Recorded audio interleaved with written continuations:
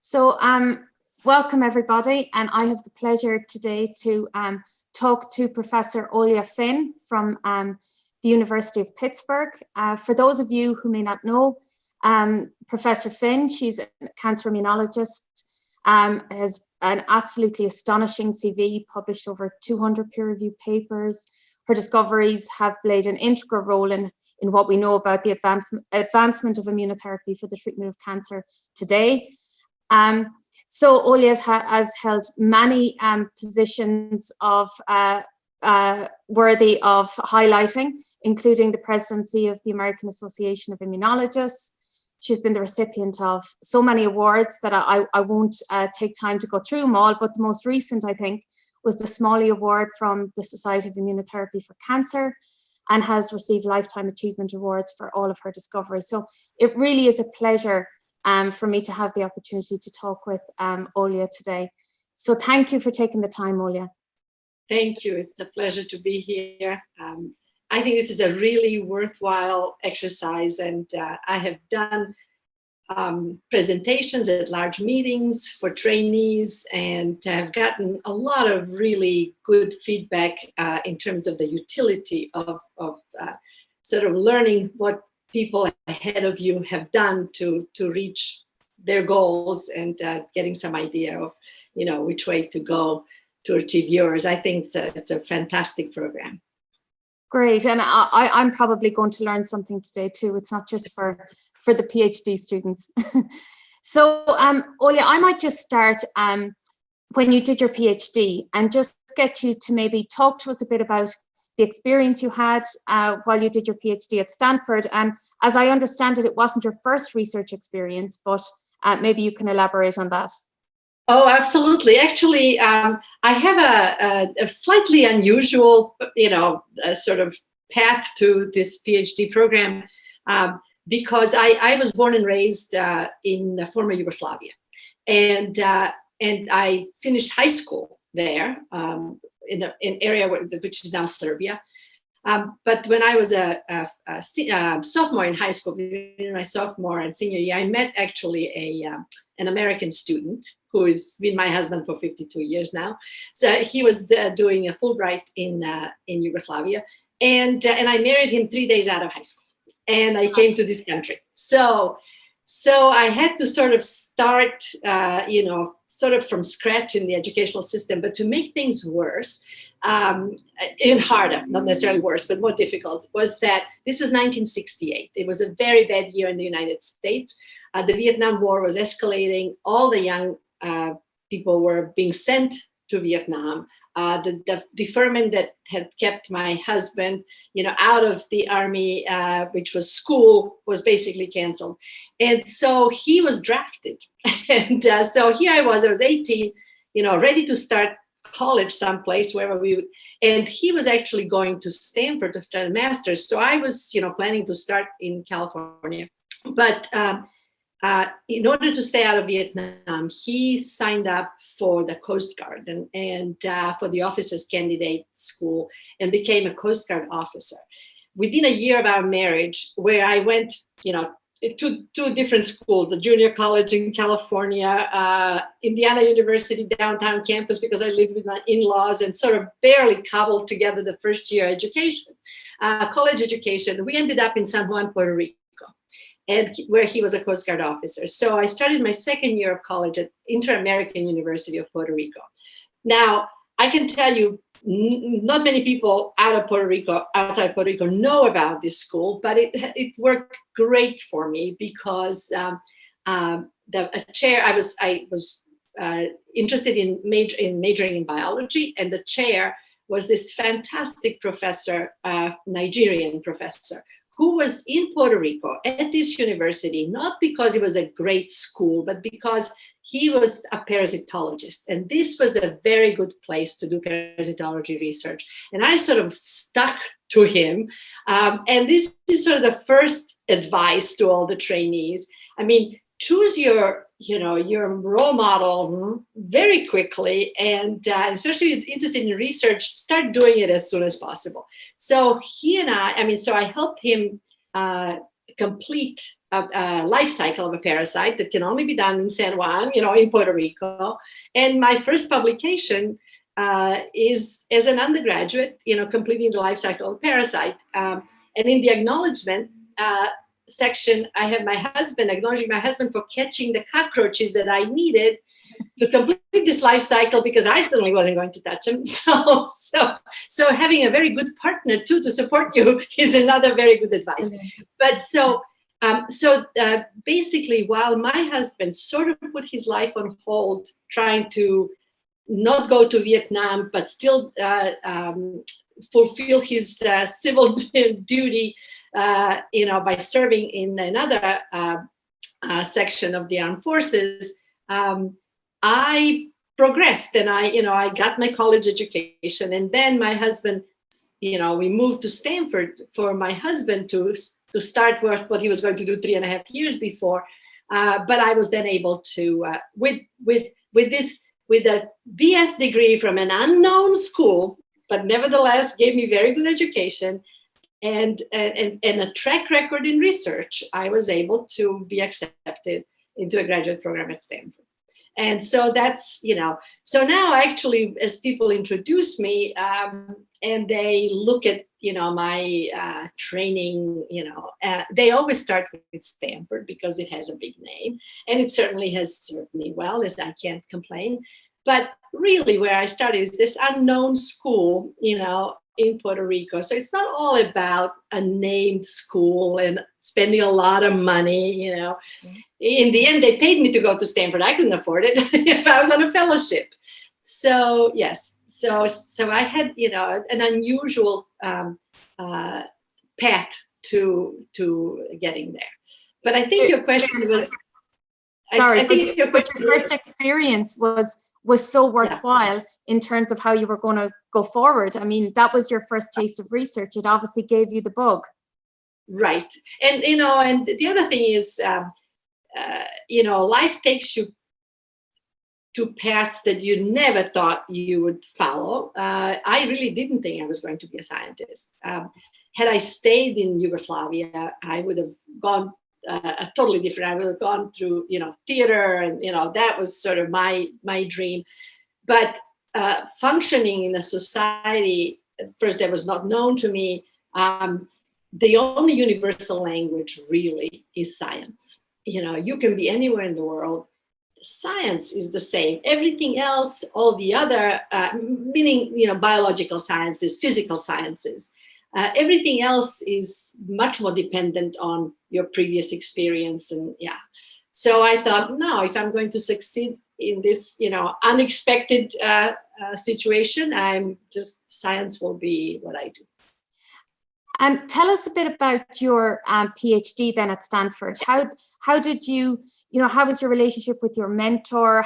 What things did you think were particularly important and that stand to you now? So I had a fantastic mentor who didn't necessarily spend very much time with me because he was well known and way up there, and we were mostly as students dealing with these, the faculty who worked under him and who were our most immediate mentors. But what he did for me, and his name was Henry Kaplan. He was a radiologist who actually came up with a cure for Hodgkin's disease. I mean, the treatment and cure of Hodgkin's disease is all due to his work. What he did for me, and he was a virologist by training and a physician, a radiologist. What he did for me was to ingrain this, brainwash me to think that cancer is a very important subject to study, because he was totally dedicated, and his dedication came from having had his father die of cancer at early age. I was fortunate not to have that experience, but his passion for the subject made me do the work with him. And then when I moved into a postdoctoral fellowship with Ron Levy, also at Stanford, he was a bona fide immunologist, cancer immunologist and oncologist. I moved into his lab again to be able to continue to do that.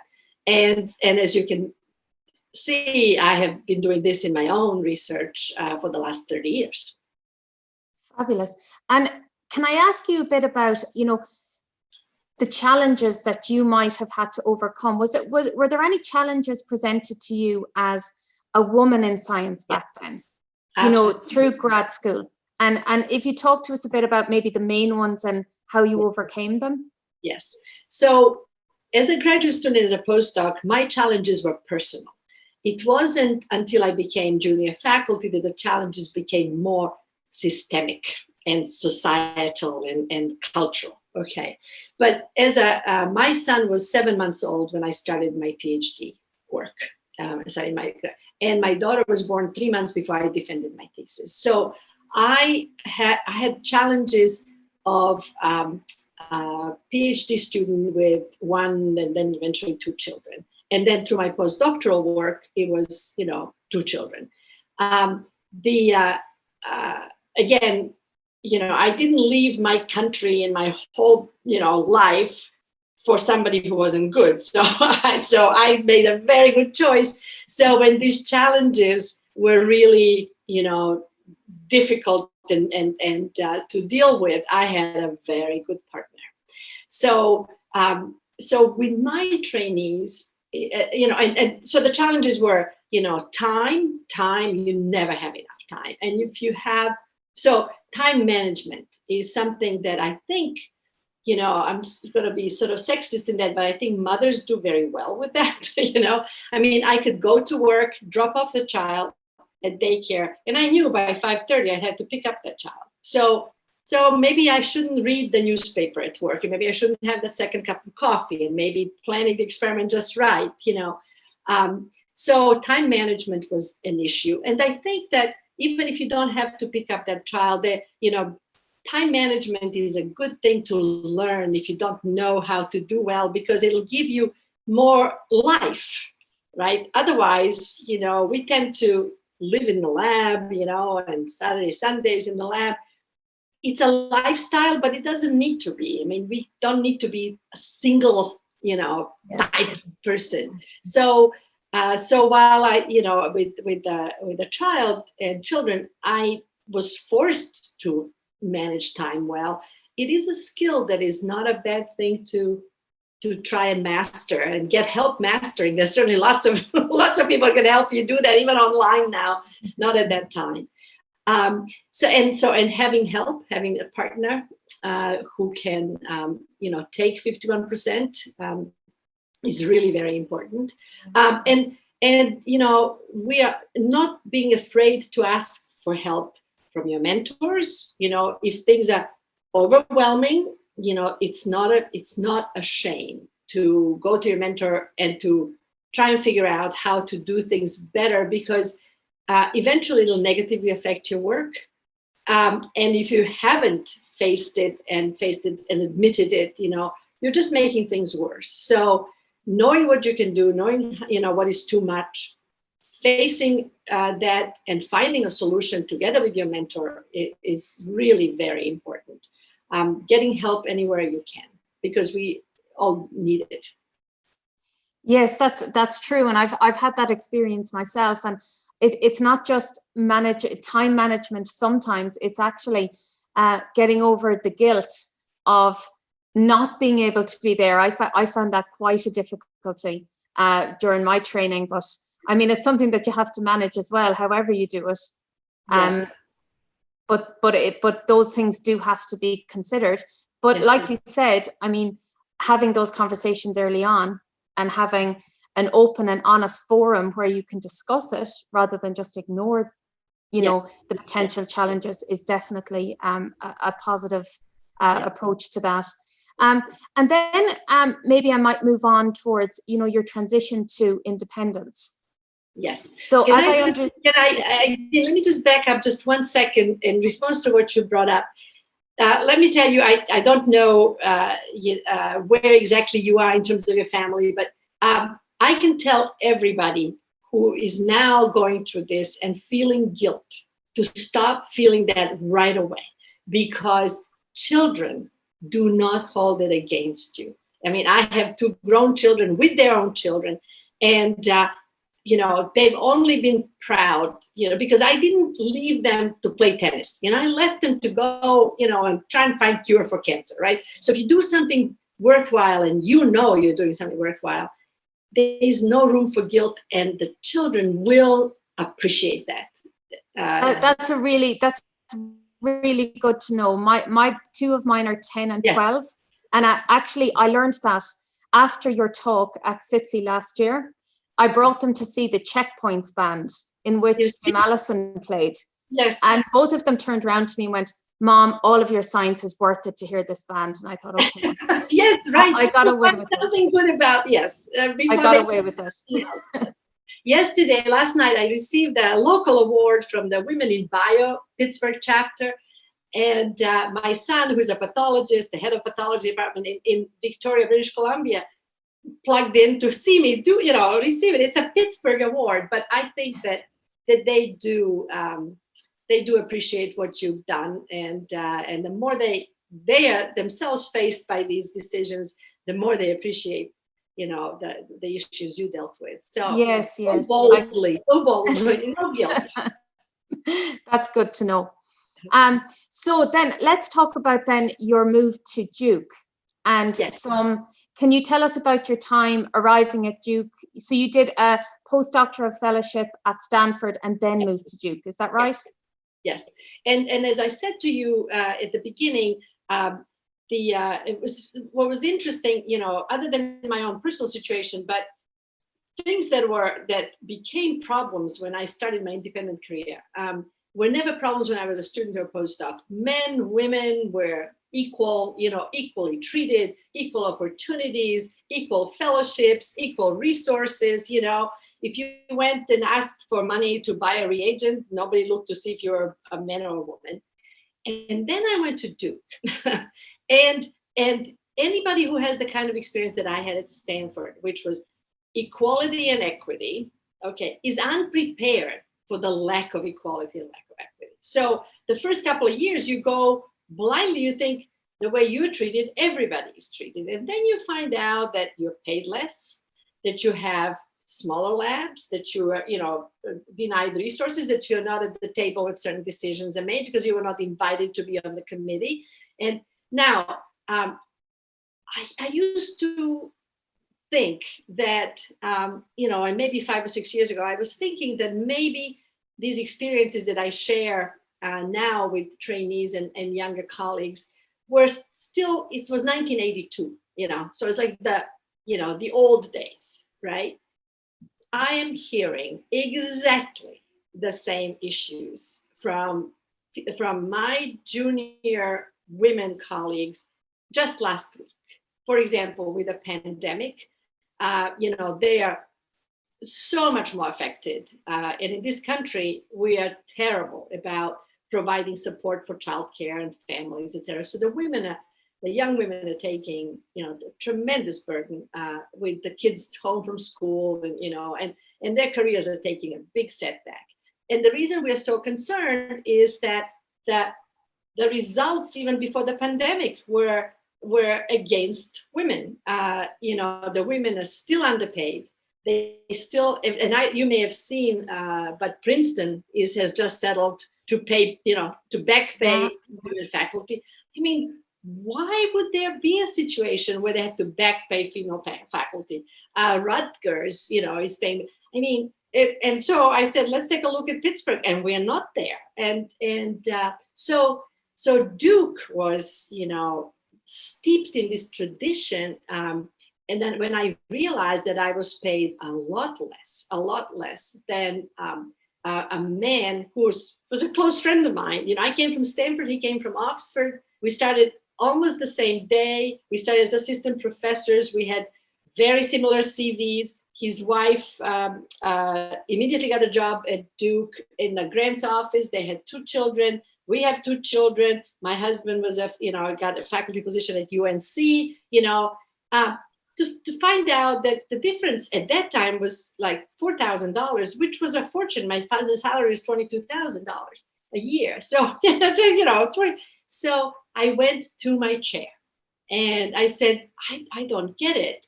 And he said to me, but Olya, he has a family to support. right?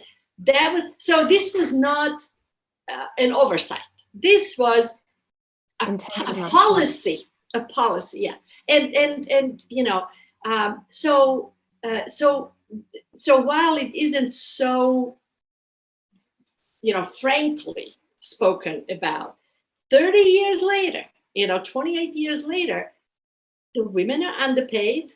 They have, and now it seems to be because maybe we're not making enough noise. Before it was the policy, but now maybe we need to really, face this with some very, very specific actions, including, striking or doing whatever, yes. Suing, like they did at Rutgers and Princeton. So this was a rude awakening.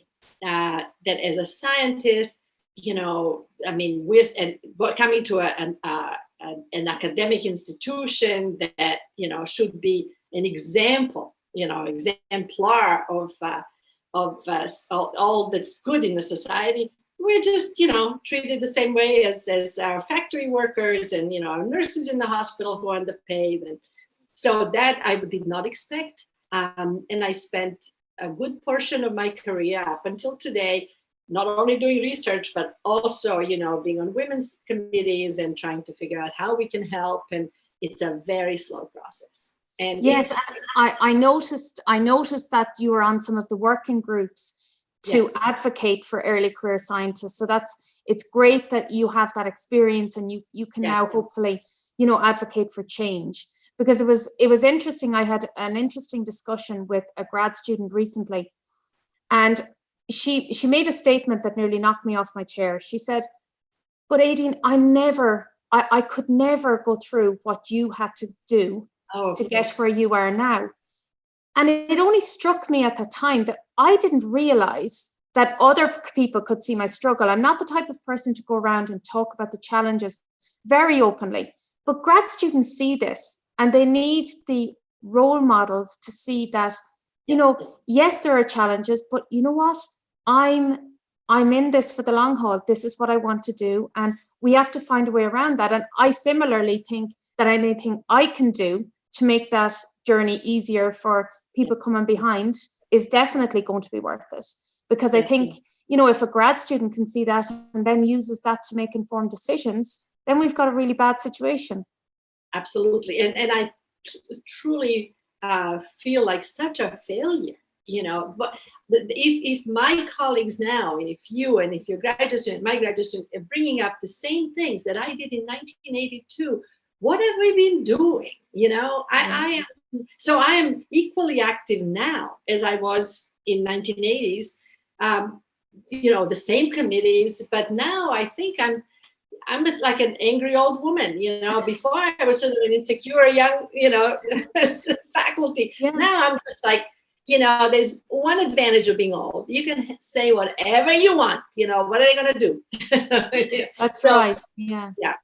So for all of us, we really appreciate you taking that, advocacy role really seriously, because I think it, the impact of that is going to be huge. Definitely. Yeah. We're at the point, with my age, I'm at the point where my leaders are more worried about their jobs than I am about mine, right? So that's probably a good position to be in. So if I can just talk to you a little bit more about, say after Duke and you had your independent group and then you moved to Pittsburgh and you took on more leadership roles, and with those leadership roles come responsibilities like admin and mentorship and grant writing and travel. And maybe could you give us some advice on how do you manage all that effectively and still be productive? Yes. Well, I'll tell you, I delegate. And I think that's another really good thing to learn how to do. But that's not an easy thing to learn. So when you first start your lab and you have had fantastic PhD and postdoctoral training, and you know how to do all this stuff, right? And postdocs come to your lab, and you can still do the experiments better than they can because you've already learned how to do them, right? You tend to spend more time on these things, and yet this other stuff, they will eventually learn, and they'll be even better than you. if you let them. But the other stuff, like you said, the grant writing, because for every penny that they spend, I have to write a grant, right? Grant writing, sort of, making sure that we publish, being on these committees that decide, the future of our labs, is something that only I can do. So eventually, it doesn't happen the first few years that you run a lab, but eventually you have to decide there are certain things that only you can do. And everything else, even if it's not done as well as you could do it, many other people can do, right? And that frees you up to really focus on what is important and what only you can do. And I am getting better at that. As part of it, part of getting better at that is that there are now new technologies that my people coming into my lab have learned to program, to analyze, to do single cells. I don't have that experience, only theoretically. So I just try to intuit when I interview, right? The kind of person that I like to work with, that I would trust, etc. And then I just let them go, because you cannot do everything. So you have to trust people and delegate. And so as a department chair, do the same thing. You can be a department chair who micromanages everything. People used to ask me when I started a department, and I hired a really good department administrator, but they would say to me, "Oh, Olya, how do you like administration?" And I said, "I don't do any administration. I'm a science cheerleader. I have an administrator to do administration. What do I know from spreadsheets?" And but to do that, you have to trust, right? But I have always trusted person implicitly, unless they did something wrong, unless they disappointed me. But I don't start from not trusting, right? And that opens up a lot of time to do important things. Brilliant. And I noticed as well, you've from some of your quotes that I found online, that you really do support and cheer for your department. So that's a really, as well as being so busy, not only to worry about your own research group, but actually for the whole department as a whole. It's a really great trait to see in a chair. Aideen, it's the only reason to take a position like that, right? If you take a position like that for that reason, to promote your faculty, to promote your postdocs or your students, promote your department, you cannot fail, right? If you take it for any other reason, money, security, whatever, you may succeed, you may fail. But if you take it for the other reason, the other thing that I was going to say is that I have really been focused on doing whatever to put more women in the leadership positions. So as a department chair, every one of my junior faculty would be sent to some leadership courses that are now available, and we would pay for them, and just to have it as an idea, because women don't always think that they can take a leadership position or apply for a leadership position. And having been on many search committees for leadership positions, my frustration always is that there is a minority of applications from women, and their track record of leadership doesn't match the one of men. So we never can quite get there, unless you start very early. And that's right. Yeah. That's phenomenally impactful, because not only it kind of goes back to our conversation a second ago about grad students and their role models. When grad students see that perpetuation of support, then that also feeds into the positive, impact that can have for women, especially choosing careers in science, which we currently have a big issue with. Absolutely. It's what you said also, that they see the struggle. What they don't appreciate is the rewards, right? Because in science, our rewards are always delayed, right? You're going to do a lot of crappy experiments before you can finally publish that paper. And by the time it's published, you're doing something else. It takes now forever to publish, right? So I always make sure that we stop, we open a bottle of champagne, remember what it took to do this, right? Yes. So, but so you need to be somewhat optimistic also, Yes, absolutely. to actually survive through that.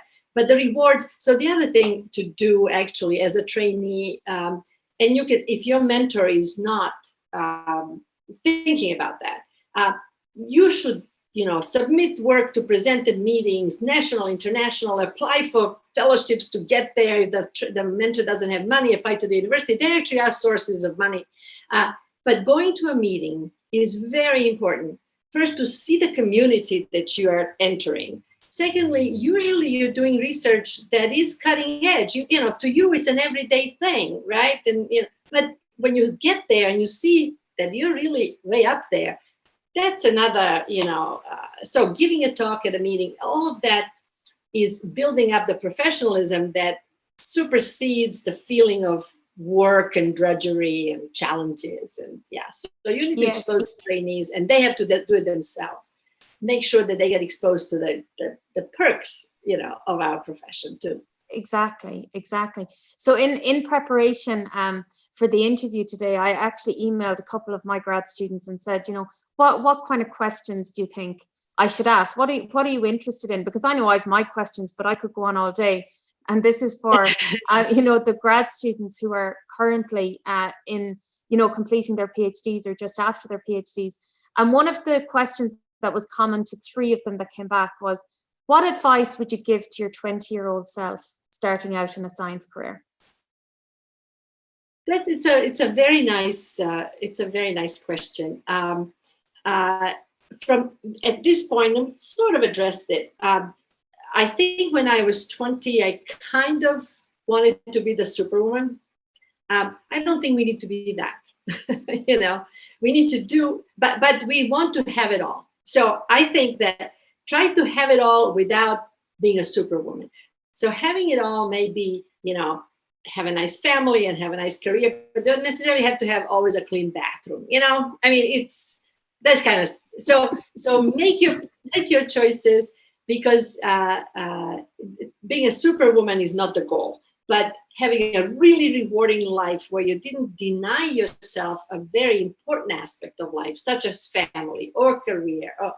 And the other very important advice is that every decision you make it for yourself now.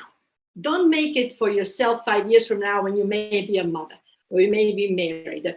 Do not, make the best decision for your 20-year-old self, saying the best decision for me now is to apply to Stanford, right? You don't say, yeah, but I might have a baby and that's going to be difficult. And at this point, you don't have a baby. You're not a wife. At this point, you're just an ambitious young woman. Take the best step you can take.